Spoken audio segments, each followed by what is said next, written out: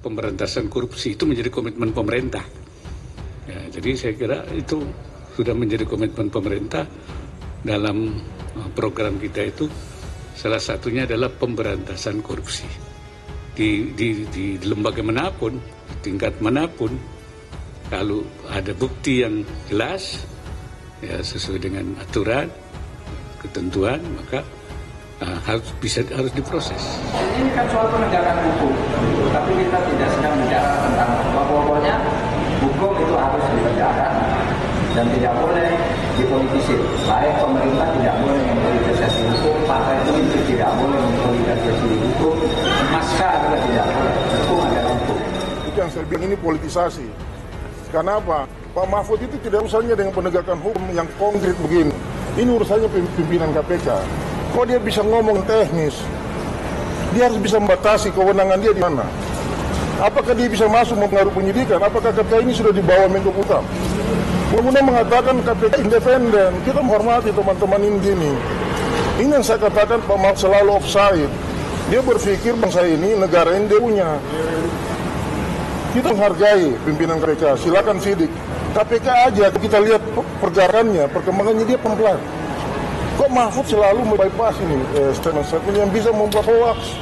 Seharusnya internal Demokrat seperti Bapak SBY dan juga Bapak AHY mendukung proses hukum yang dilakukan oleh KPK kepada kader loyalnya, yakni Lukas NMB. Atau fungsionaris Partai Demokrat sedang menyesatkan publik dengan mengatakan bahwa kasus korupsi yang diterapkan KPK kepada Lukas NMB, Gubernur Papua yang merupakan kader Partai Demokrat, merupakan langkah politik karena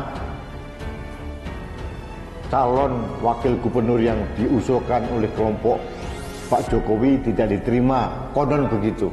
Ini adalah penyesatan dari Partai Demokrat untuk menyelamatkan kadernya.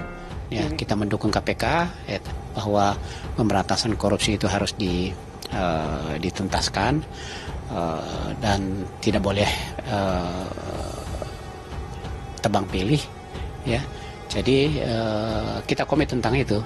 Jadi sekali lagi ini adalah satu tindakan pribadi. Jadi tidak ada kaitannya dengan Partai Demokrat. Gara-gara Demokrat, isu suku, agama, ras, dan antar golongan terus-menerus dibakar dan dimunculkan. Tapi sekali lagi, wibawa dari Bapak SBY sudah hancur lebur di bawah kaki dan diinjak-injak oleh Lukas NMB. Orang seperti ini yang bilang mau turun gunung, wong dia sudah ada di dasar laut terdalam harga dirinya.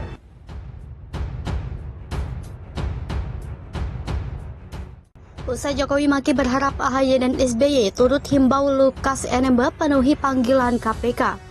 Masyarakat Anti Korupsi Indonesia berharap Ketua Umum Partai Demokrat Agus Harimurti Yudhoyono dan Ketua Majelis Tinggi Partai Demokrat Susilo Bambang Yudhoyono agar menghimbau kadernya Gubernur Papua Lukas NMB untuk hadir dalam pemeriksaan kasus dugaan korupsi yang tengah diusut KPK. Permintaan kepada AHY dan SBY, kata Boyamin, tidak lepas dari seluruh elemen masyarakat untuk harus mendukung upaya lembaga anti rasuah dalam pemberantasan korupsi. Dalam kasus ini, KPK sudah melakukan pemanggilan terhadap Lukas sebanyak 2 kali. Namun, Lukas tak kunjung hadir dengan alasan sakit. Apalagi Presiden Joko Widodo sudah ikut angkat bicara untuk Lukas mengikuti proses hukum yang tengah berjalan di KPK. Maka itu, Boyamin meminta agar Lukas NMB sebagai warga negara Indonesia yang baik dan taat hukum segera penuhi panggilan untuk hadir. Tentunya bila memang kondisi Lukas yang disebut tim hukum masih dalam kondisi sakit, KPK tentunya akan memberikan fasilitas yang dimiliki untuk membantu penyembuhan sakit yang tengah diderita Lukas. Sebelumnya, Menteri Koordinator Bidang Politik Hukum dan Keamanan Mahfud MD mengimbau Lukas NMB untuk penuhi panggilan pemeriksaan oleh KPK. Diketahui KPK telah menetapkan Lukas NMB sebagai tersangka dugaan kasus korupsi. Mahfud menegaskan bahwa kasus dugaan korupsi yang dilakukan oleh Gubernur Papua Lukas NMB dan tengah diselidiki oleh KPK bukanlah rekayasa politik. Ia juga menekankan bahwa kasus Lukas NMB ini telah diselidiki oleh Badan Intelijen Negara, Badan Pemeriksa Keuangan, dan Pusat Pelaporan dan Analisis Transaksi Keuangan jauh sebelum mendekati tahun politik 2024 seperti sekarang.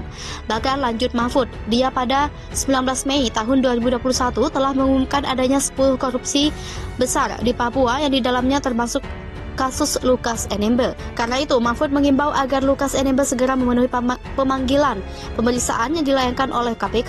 Ia juga meminta agar Lukas NMB dan pemerintah Provinsi Papua menenangkan masyarakat di sana. Alex menegaskan pihaknya akan senantiasa menjunjung tinggi asas praduga tidak bersalah dalam penyidikan kasus dugaan korupsi. Jokowi Papua menenangkan dan pemerintahan Provinsi Papua memenangkan masyarakat di sana.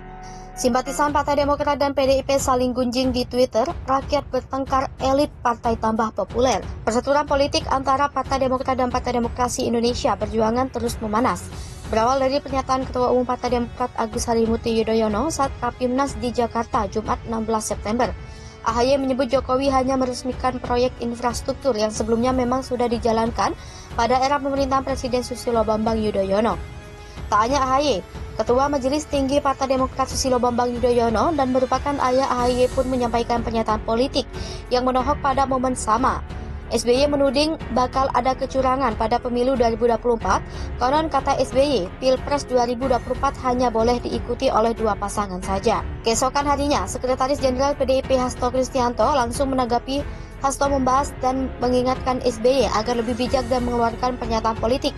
Dia pun membandingkan catatan politik ketika SBY berkuasa dengan era PDIP saat ini. Sementara tagar AHY asal bicara mengomentari pernyataan AHY yang dinilai tanpa data dan cenderung seperti pesan kosong.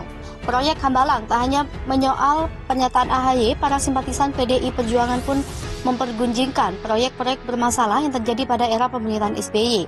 Antara lain proyek pembangunan pusat pendidikan, pelatihan, dan sekolah olahraga nasional Hambalang atau yang dikenal dengan proyek Hambalang. Mendiang mantan Ketua Dewan Kehormatan Demokrat versi KLB Max Sopacua pernah menyebutkan proyek inilah yang merontokkan elektabilitas Partai Demokrat.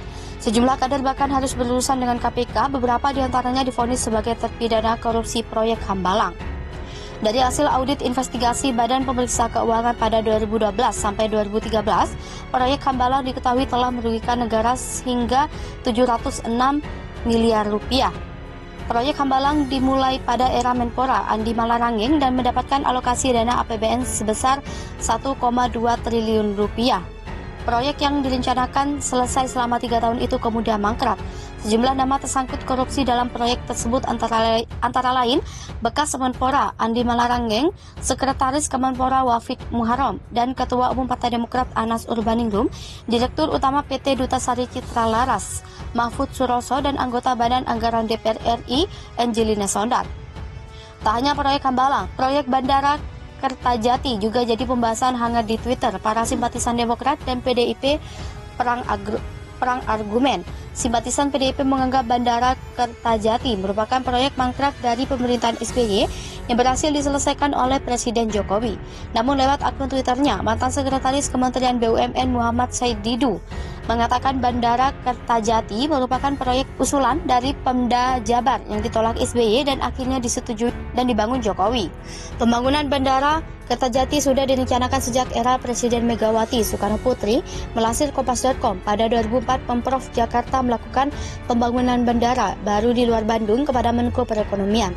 Meski sudah direncanakan, pembangunan tak kunjung terrealisasi hingga 2015. Pembangunan Bandara Kertajati ini terbagi menjadi 2, yaitu fasilitas sisi udara yang menjadi tanggung jawab Kementerian Perhubungan dan fasilitas sisi darat yang menjadi tanggung jawab PT BUB yang menjadi tanggung jawab PT BIJB dan diresmikan pada 24 Mei 2018 dengan anggaran 2,6 triliun rupiah.